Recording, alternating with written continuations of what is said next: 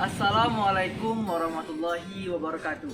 Perkenalkan, nama saya Sone Iqbal Andani, NIM B10018237. Saya mahasiswa Fakultas Hukum Universitas Jambi.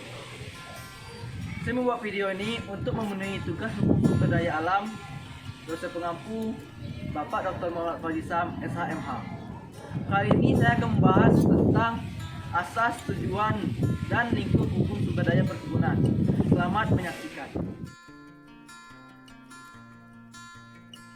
Salim HS mendefinisikan pengertian hukum perkebunan. Hukum perkebunan adalah kaidah-kaidah atau norma-norma hukum yang mengatur hubungan negara dengan perkebunan dan mengatur hubungan antara negara dengan saja hukum dalam rangka pengelolaan dan pemanfaatan usaha perkebunan. Asas-asas hukum sumber daya perkebunan diatur dalam Pasal 2 Undang-Undang Nomor 39 Tahun 2014 tentang perkebunan. Ada 8 asas hukum sumber daya perkebunan, yaitu sebagai berikut. 1. Asas kedaulatan. Penyelenggaraan perkebunan harus dilaksanakan dengan menjunjung tinggi kedaulatan pelaku usaha perkebunan yang memiliki hak untuk mengembangkan dirinya. 2. Asas kemandirian. Penyelenggaraan perkebunan harus dilaksanakan secara independen dengan mengutamakan kemampuan sumber daya dalam negeri. 3. Asas keterpaduan. Penyelenggara perkebunan harus dilakukan dengan memadukan aspek sarana dan prasarana produksi perkebunan, pembiayaan, budidaya perkebunan, serta pengolahan dan pemasaran hasil perkebunan. 4. Asas kebersamaan. Penyelenggara perkebunan menerapkan kemitraan secara terbuka sehingga terjalin saling keterkaitan dan saling ketergantungan secara sinergi antar pelaku usaha perkebunan. 5. Asas keterbukaan. Penyelenggaraan perkebunan dilakukan dengan memperhatikan aspirasi masyarakat dan didukung dengan pelayanan informasi yang dapat diakses oleh pelaku usaha perkebunan dan masyarakat. 6. Asas efisiensi berkeadilan.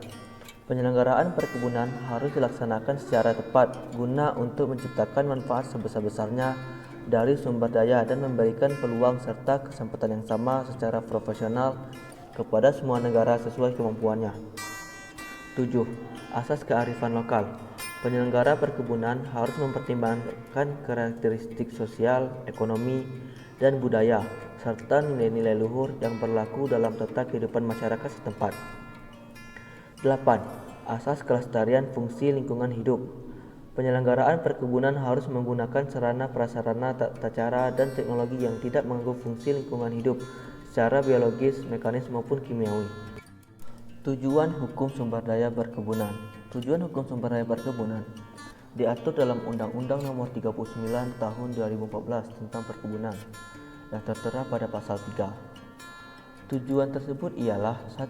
Meningkatkan kesejahteraan dan kemakmuran rakyat. 2. Meningkatkan produktivitas, kualitas, nilai tambah, daya saing, dan pangsa pasar. 3. Menyediakan lapangan kerja dan kesempatan usaha. 4. Mengelola dan mengembangkan sumber daya perkebunan secara optimal, bertanggung jawab, dan lestari. 5. Meningkatkan dan memenuhi kebutuhan konsumsi serta bahan baku industri dalam negeri. 6. Meningkatkan sumber devisa negara. 7. Meningkatkan pemanfaatan jasa perkebunan. Dan terakhir, memberikan perlindungan kepada pelaku usaha perkebunan dalam masyarakat.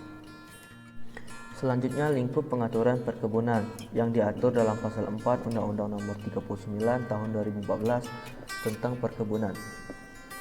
Lingkupnya mencakup yaitu perencanaan, penggunaan lahan, perbenihan, budidaya tanaman perkebunan, pengolahan dan pemasaran hasil perkebunan, penelitian dan pengembangan, sistem data dan informasi, usaha perkebunan, pembiayaan usaha perkebunan, penanaman modal, pembinaan dan pengawasan, peran serta masyarakat, dan mengembangkan sumber daya alam.